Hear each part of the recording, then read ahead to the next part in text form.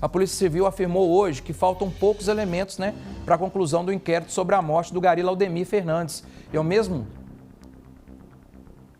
simultaneamente a esse fato, gente, tem uma novidade também. Os 3 advogados de René da Silva Júnior, principal suspeito do crime, deixaram o caso nessa segunda-feira, abandonaram o caso, pediram para sair. Agora os investigadores aguardam a quebra do sigilo telefônico do empresário e as informações do fabricante do carro que ele dirigia, também nesse contexto de contextualizar o passo a passo da história. Assim que for possível, né? Também o trajeto percorrido aí. Vamos lá, vem cá. Vamos direto para a reportagem do Azaf, porque a gente precisa de entender essa cronologia, a simulação de como as coisas aconteceram, esse fato agora, né, de ele aparecer na empresa. A imagem que marca o dia hoje é a imagem que mostra ele na empresa, depois de tudo aconteceu. É isso, né? Ele pegando a arma, que ele falou que não tinha saído com a arma, que não tinha nem passado lá, que não se lembrava, de repente está ele lá na garagem mostrando a arma.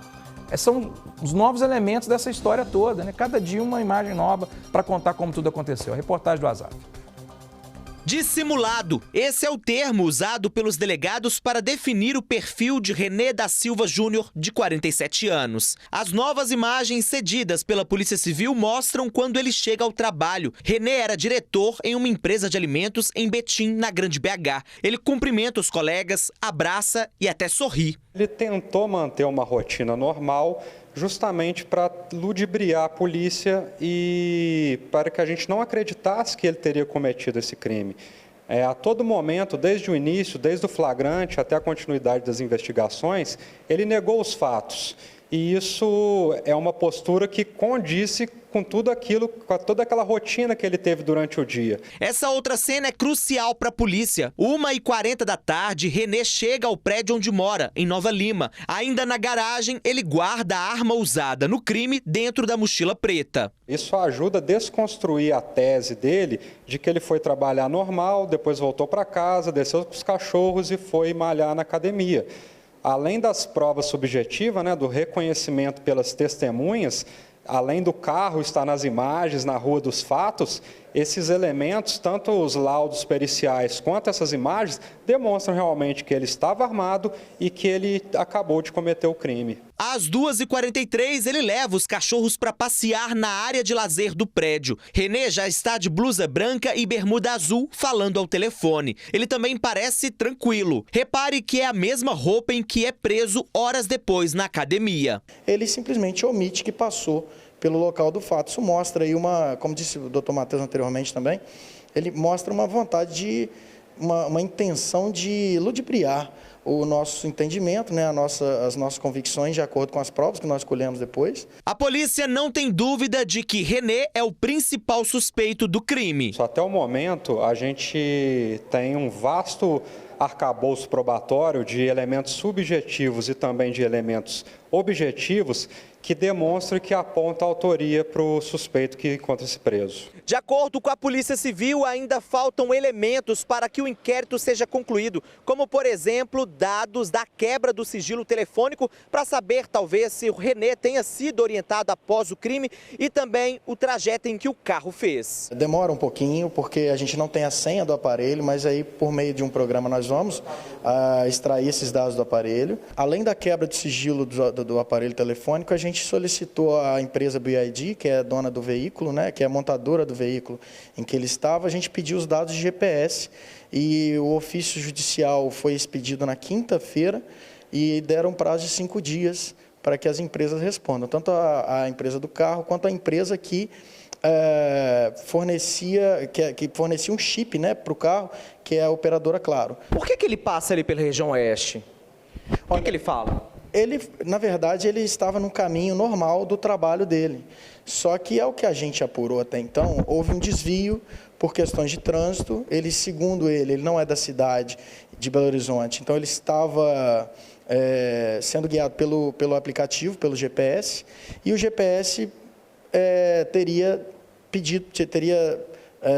orientado que ele fizesse aquele desvio que é próximo à Avenida Tereza Cristina, que é por onde ele passava diariamente para ir para a empresa. Ainda segundo os delegados, René Júnior usava da posição que tinha para querer privilégios na conduta da investigação. O que a gente pode dizer é que ele, a todo momento, se utiliza de nomes de pessoas importantes, das quais ele é sócio ou com quem ele negociou. Ele chegou a citar o nome na audiência de custódia do secretário de Segurança Pública. Então, ele é uma pessoa que se utiliza, sim, desse tipo de comportamento para demonstrar uma certa importância na sociedade, talvez esperando ser tratado de uma forma diferente. René é casado com a delegada Ana Paula Balbino. A princípio, a relação dela com o crime é descartada. A conduta da delegada vai ser apurada toda pela corregedoria.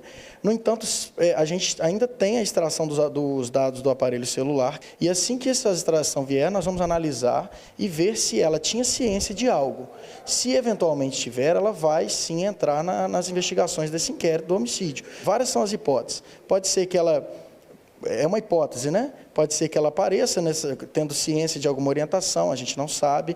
Pode ser que ela apareça tendo ciência desse porte da arma e a questão da cautela da arma vai ser tratada pela corregedoria e, eventualmente, por nós também nesse inquérito. Então, existem possibilidades. O que a gente tem de concreto é que até então não surgiu nada com relação à ciência dela, com relação a esse fato. Ele talvez teria ligado para ela depois daquela cena ali em que atira e Laudemir morre?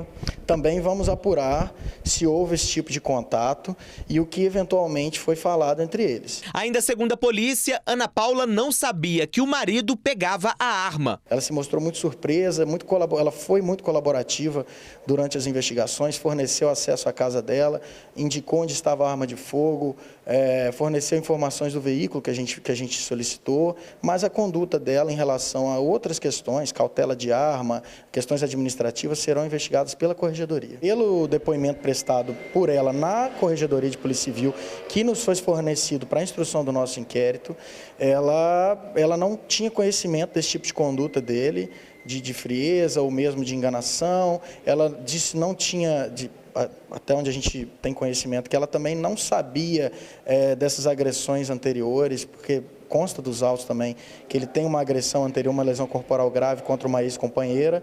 E ela não sabia disso? Ela disse que não sabia. Laudemir morreu atingido por um tiro enquanto trabalhava como gari no bairro Vista Alegre, região oeste de BH. Estas são as últimas imagens dele em vida. O gari aparece recolhendo lixo e controlando o trânsito durante a passagem do caminhão. Laudemir chega a agradecer um dos motoristas.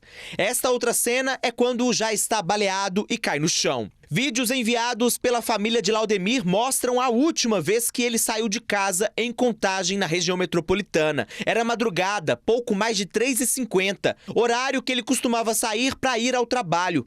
Mais tarde, ele envia um áudio para a esposa. É a última troca de mensagens entre os dois. Oi, meu amor, bom dia. E o frio, como é que tá aí? Tá muito frio aí? Aqui tá congelado. A comoção nacional em torno da morte de Laudemir Fernandes, de 44 anos, alcança até mesmo a Polícia Civil. É claro que o caso gera uma comoção porque era um trabalhador que estava exercendo a sua função de limpeza e também chama atenção pelos fatos, pelos atos, na verdade, seguintes à prática do crime por parte do investigado.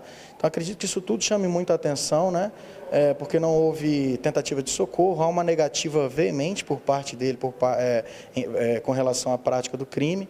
Então, tudo isso gera comoção e vai entrar, sim, na análise do inquérito esse tipo de comportamento. Com tudo que a gente tem, a gente está trabalhando para finalizar esse inquérito no prazo legal, que é o prazo de 10 dias, justamente porque há elementos robustos ali acerca da autoria e da materialidade do crime.